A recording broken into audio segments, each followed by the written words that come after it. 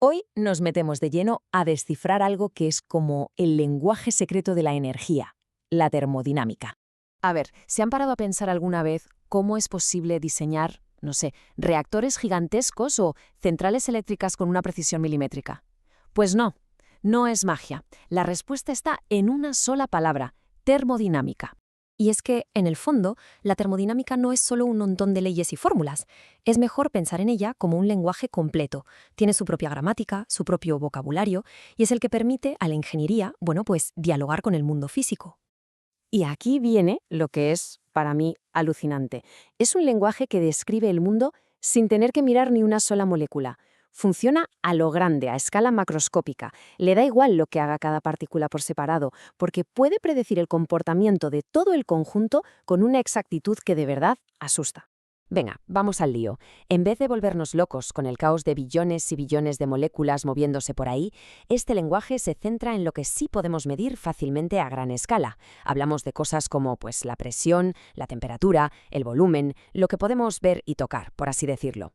Y como cuando aprendemos cualquier idioma, hay que empezar por lo básico, los sustantivos.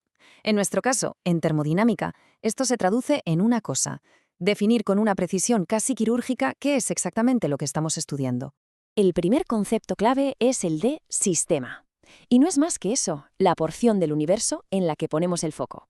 Puede ser algo tan simple como el café en una taza, o el gas que hay dentro de un pistón, o el agua que mueve una turbina, lo que sea que nos interese analizar en ese preciso momento. Y claro, si tenemos un sistema, necesitamos una frontera. Es esa línea, que puede ser real o una que nos imaginamos, que separa nuestro sistema de todo lo demás.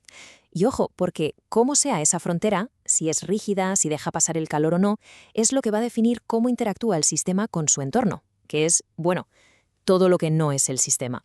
Esto nos lleva a una clasificación súper útil. A ver, si la frontera deja que entre y salga tanto materia como energía, tenemos un sistema abierto. El ejemplo perfecto es una turbina o un compresor. Ahora, si la materia no puede cruzar la frontera, pero la energía sí, hablamos de un sistema cerrado, como el gas dentro de un cilindro con un pistón.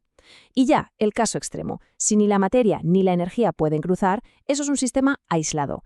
Este es más un ideal, una aproximación teórica. Vale, ya tenemos los sustantivos. Ahora tocan los adjetivos, es decir, las palabras que usamos para describir nuestro sistema. En termodinámica, a esto lo llamamos propiedades.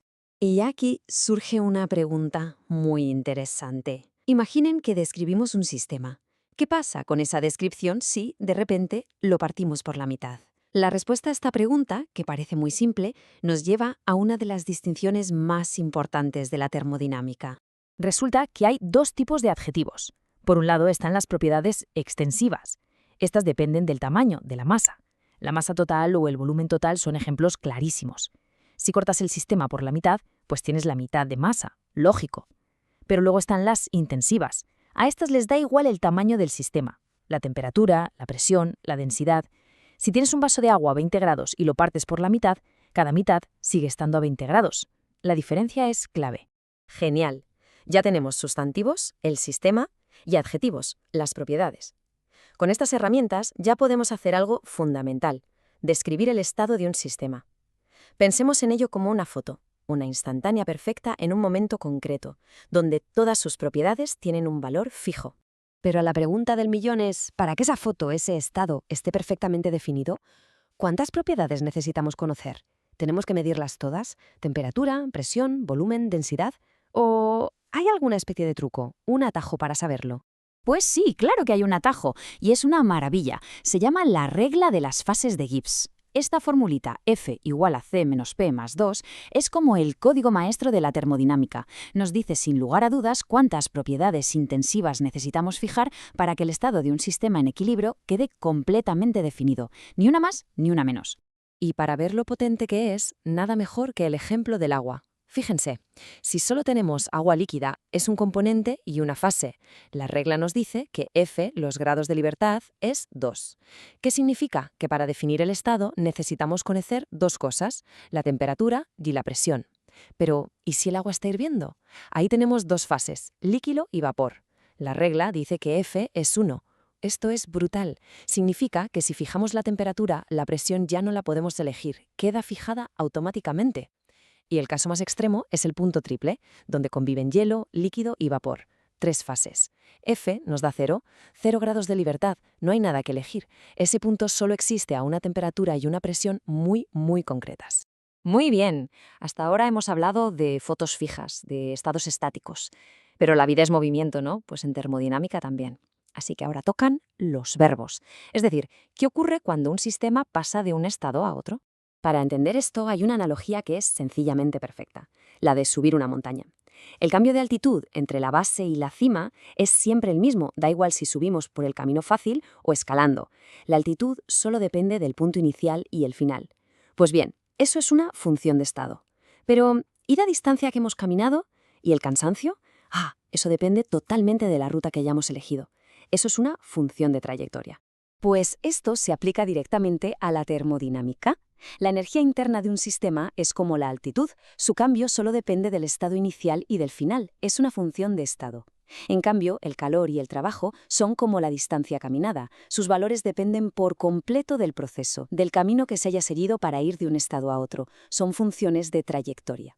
Y esto tiene una consecuencia importantísima. Si realizamos un ciclo, o sea, hacemos una serie de cambios y acabamos exactamente en el mismo punto donde empezamos, el cambio neto de cualquier función de estado es 0. Lógico, ¿no? Si subimos una montaña y luego la bajamos hasta el punto de partida, el cambio de altitud total es 0. Vale, ya tenemos casi toda la gramática de este lenguaje. Hemos visto los sustantivos, los adjetivos, los verbos. Ahora viene lo bueno. Vamos a ver cómo se usa todo esto para diseñar y operar algo real, algo tan complejo como una torre de destilación. Fíjense en cómo se aplica todo lo que hemos visto paso a paso. Primero, es un sistema abierto. Claro, entra y sale materia. Segundo, es un proceso isobárico, a presión constante. Tercero, aplicamos la regla de las fases. Con 2 componentes y 2 fases, la regla nos dice que F es igual a 2. Pero como la presión es constante, ya hemos gastado un grado de libertad. ¿Qué nos queda? Solo 1. Y esto es la clave. Significa que en cualquier punto de la torre, con solo saber la temperatura, ya queda automáticamente definida la composición exacta del líquido y del vapor. Es increíblemente potente.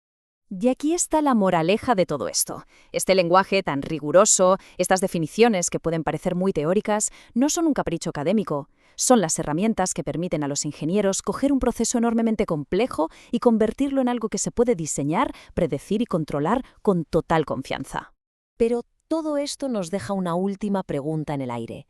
Si al final lo que importa para el estado es el cambio de energía, la altitud, ¿por qué demonios importa tanto el camino o el proceso? Pues la respuesta es la madre del cordero de la ingeniería, porque el camino, el proceso que se elige, es lo que determina qué parte de esa energía se convierte en trabajo útil y cuánta se pierde como calor. Y encontrar el mejor camino, la mejor trayectoria, esa es la diferencia entre un diseño eficiente y uno que no lo es. Es, en el fondo, la búsqueda eterna de la eficiencia.